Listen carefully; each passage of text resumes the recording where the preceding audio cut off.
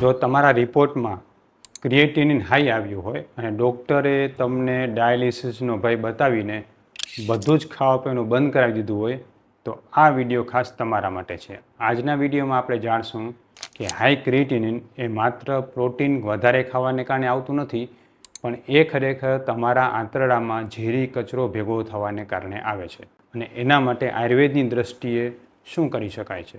મિત્રો, વિડીયોમાં આગળ વધીએ એનાથી પહેલાં મારી આપને નમ્ર વિનંતી છે કે તમે કોઈપણ રોગથી પરેશાન હો અને જો તમે એમાં આયુર્વેદ સારવાર લેવા માગતા હો પણ તમારા મનમાં એવી શંકા હોય કે મને આયુર્વેદ દવા લાગુ પડશે કે નહીં પડે, તો અમારા આ યુટ્યુબ ચેનલ, ફેસબુક, ઇન્સ્ટાગ્રામ પેજના બધા જ વિડીયોને શાંતિથી જુઓ. તમને એવા હજારો પેશન્ટના વિડીયો મળશે કે જે લોકો આયુર્વેદથી સાજા થયેલા છે. તમારો આત્મવિશ્વાસ વધશે અને જો તમે કોઈપણ રોગ માટે આયુર્વેદ સારવાર કરવા માગતા હો તો તમે અમારો સંપર્ક પણ કરી શકો છો. અમે ઓનલાઈન અને રૂબરૂ બંને રીતે સારવાર કરતા હોઈએ છીએ. નમસ્કાર મિત્રો, હું છું doctor Vishal Pandya, MD Ayurveda physician, Panchakarma specialist, Sanjivani Ayurveda hospital, Gandhidham, કચ્છથી. મિત્રો, ઘણા બધા પેશન્ટ મારી પાસે આવતા હોય છે અને જ્યારે એમનો ક્રિએટિનનો રિપોર્ટ 1.5 કે 2ની આસપાસ આવતો હોય છે ત્યારે રીતસરના એમના જીવ પડીકે બંધાઈ ગયેલા હોય છે. એમને તો એવું જ લાગે છે કે જાણે હમણાં જ આપણે ડાયાલિસિસ કરાવવું પડશે, આપણી કિડની સાવ ફેલ થઈ ગઈ છે અને આપણે બહુ મોટા રોગ તરફ જઈ રહ્યા છીએ. હા, વાત સાચી છે કે તમારું ક્રિએટિનિન વધારે આવે છે, પણ માત્ર ક્રિએટિનિન વધારે આવી જવાથી તમારી કિડની સાવ વર્ક નથી કરતી એવું કહી ન શકાય.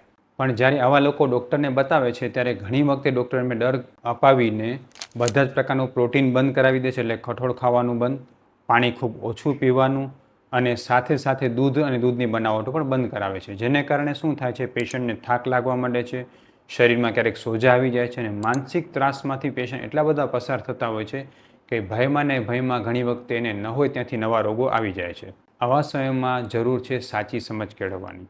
મિત્રો, ક્રિએટિનિન શા માટે વધારે આવે છે એની એક સામાન્ય સમજ મેળવવા માટે હું તમને એક સામાન્ય ઉદાહરણ આપું છું. ધારો કે તમે જે છે એ ચાયને ગળણીમાંથી ગાળો છો, પણ જો ચાયનો કૂચો અને ભૂકો વધારે પ્રમાણમાં ગળણીમાં ભરાઈ ગયો હોય અને તમે ઉપરથી ચાય ગાળવા પ્રયત્ન કરશો તો શું ચાય ગળાશે?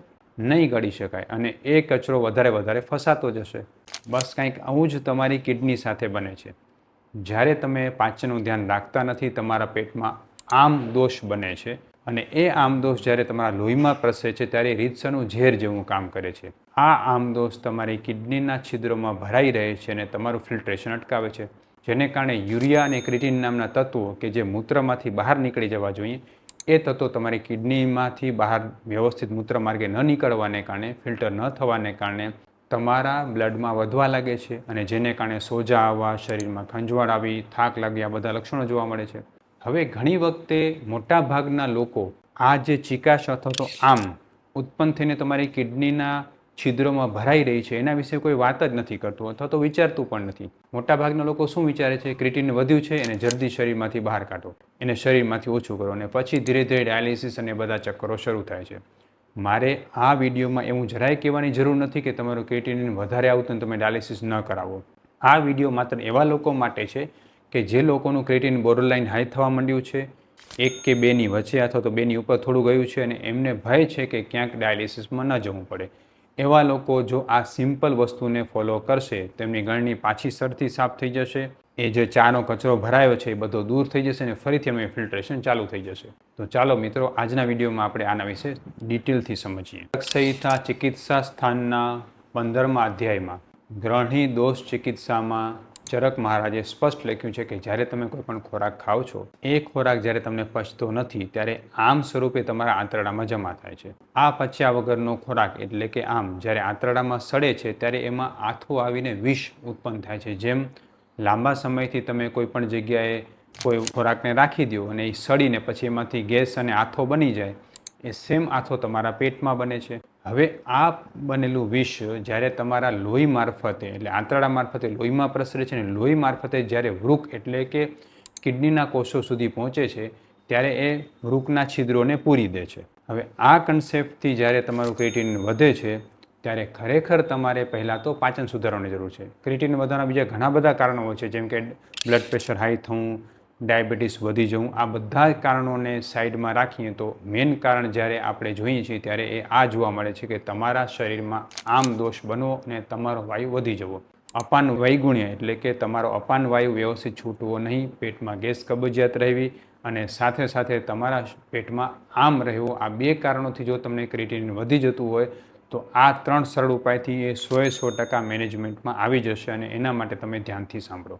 સૌથી પહેલું છે તમારે તમારું પાચન સુધારવું પડશે અને એના માટે તમને હું 2 મસ્ત ઉપાયો કહું છું. એમાંથી સૌથી પહેલો ઉપાય છે કે તમારે રોજ સવારે નરના 1 ચમચી હરડેનું ચૂર્ણ અને એમાં 5 ચમચી એટલે ચણા ભાત જેટલી સૂંઠ મેળવીને સવારે ભૂખ્યા પેટે લ્યો. આવું કરવાથી જો તમારા પેટમાં વધારે પડતું પિત્ત હશે તો ઉલટી વાટે નીકળી જશે અને જો કફ અને જો વાયુ જામ્યો હશે તો સંડાસ વાટે નીકળવા માંડશે અને આંતરડા ચોખ્ખા થવા માંડશે. આ સૌથી પહેલી છે ક્રિએટિનિનને વ્યવસ્થિત કરવા માટેની રીત. બીજા નંબરે આના માટે હવે તમારે જે કિડનીને પોષણ આપે, લોહીમાંથી જે છે એ ક્રિએટિનિનને ઓછું કરે એવા તત્વોની જરૂર પડશે, જેમાં છે ગોખરું અને પુનર્નવા. પુનર્નવા અને ગોખરુનો ઉકાળો બનાવીને તમે પીશો તો આ પ્રકારના કિડનીના રોગોમાં ખૂબ સારો ફાયદો થશે, કારણ કે એ કિડનીને બળ આપે છે, નેચરલ ફિલ્ટ્રેશન રેટને સુધારે છે.